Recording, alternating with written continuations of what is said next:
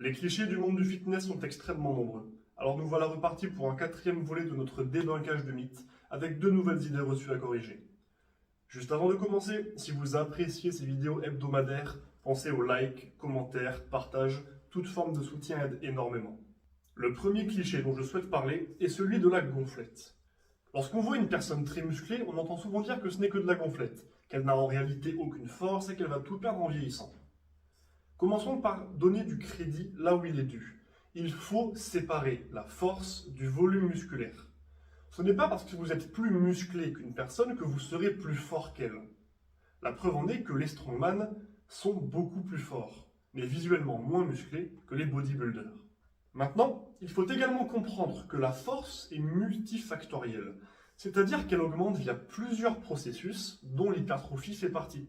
Donc oui, si vous prenez en volume musculaire, vous allez gagner en force, même si ce n'est clairement pas le seul facteur.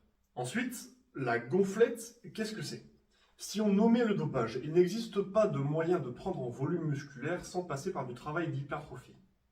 À entendre ces remarques, on dirait que les athlètes s'enfoncent un tube, se pompent de l'air pour gonfler, et obtiennent donc des muscles volumineux mais entièrement vides, incapables de générer la moindre force. C'est bien évidemment complètement dénué de sens, et cela vient soit d'une grande ignorance, soit d'une profonde jalousie. Alors non, les athlètes les plus musclés ne sont pas forcément les plus forts. Mais oui, leurs muscles sont réels, leurs muscles sont capables de générer beaucoup de force, même si ces athlètes ne se spécialisent pas dans les sports de force. Et pour conclure, la gonflette, non seulement ça n'existe pas, mais en plus, ça ne veut strictement rien dire. Le second mythe à débunker aujourd'hui concerne le nombre de répétitions pour un objectif donné en musculation. Vous avez tous déjà entendu ça. De 1 à 3 répétitions, on fait de la force. De 6 à 12 répétitions, on fait de l'hypertrophie. Au-dessus de 15 répétitions, on fait de l'endurance musculaire. Ce n'est pas fondamentalement faux, mais c'est très imprécis.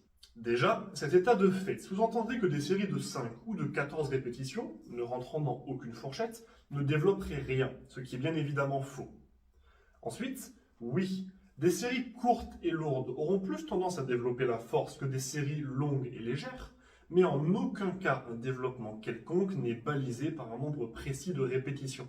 Si l'hypertrophie se fait en série de 8 à 12 répétitions, elle peut également se faire en série de 5 ou de 14. Ces spectres ne sont pas fermés, et chaque qualité peut être développée en dehors des normes communément évoquées. Alors oui, les séries de 3 répétitions comme celles de 15 peuvent faire du muscle. Oui, les séries de 8 peuvent faire de la force, et oui, tout dépend de la manière dont vous programmez. Alors si ce sujet vous intéresse, renseignez-vous et apprenez les bases de la programmation et de la planification en musculation pour apprendre à utiliser les différents spectres de répétition pour atteindre vos objectifs. J'espère que cette vidéo vous aura été utile.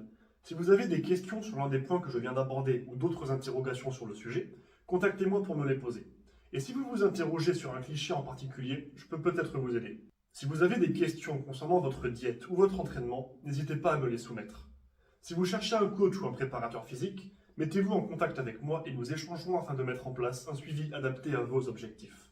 Et si vous voulez que j'aborde un sujet en particulier dans ce type de vidéo, faites-le moi savoir. Sur ce, bon entraînement et n'oubliez pas, rendez-vous fiers.